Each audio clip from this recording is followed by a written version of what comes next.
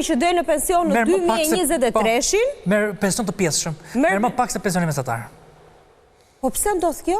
Për shkak të formulës së llogaritjes? Për shkak të formulës së llogaritjes që u zhvillua dhe për një pasojë që shqiptarët po e vuajnë tani. S'kan pagu sigurimet të 30 vjet. Pra pasojët që ne po shohim sot, një pjesë e tyre është gabime, nuk janë më gabime që janë bërë gjatë kohës së komunizmit. Tani në Shqipëria po shef pasojat e keq qeverisjes dhe keq menaxhimit gjatë këtyre 30 viteve. 30 viteve demokracie. Ai që ishte 25 vjeç në 90-ën, llogaritë e vet tani ka kapur moshën e pensionit. Dhe ka një periudhë të tërë që nuk është interesuar se çfarë ka ndodhur. Nuk ka bërë. Ose ka punuar dhe nuk janë hedhur kontributet, ose ka ndodhur edhe. Tani mund të thuash diçka tjetër ti që kjo është faj që kanë qytetarët. Po. Që mbajnë fajin e tyre. Po faji është pastaj pse qeveria nuk ka pasur mundësi ta rrisi më shumë pensionin, atë jeshile që të ishin një pension relativisht të lartë ose të mirë qenë.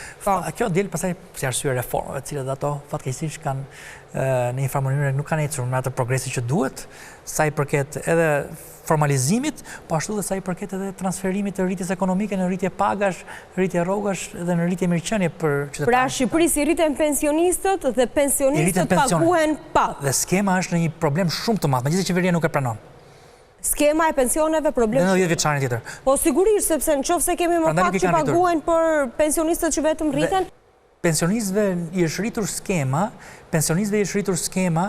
i është rritur pensioni në terma real gati 0%.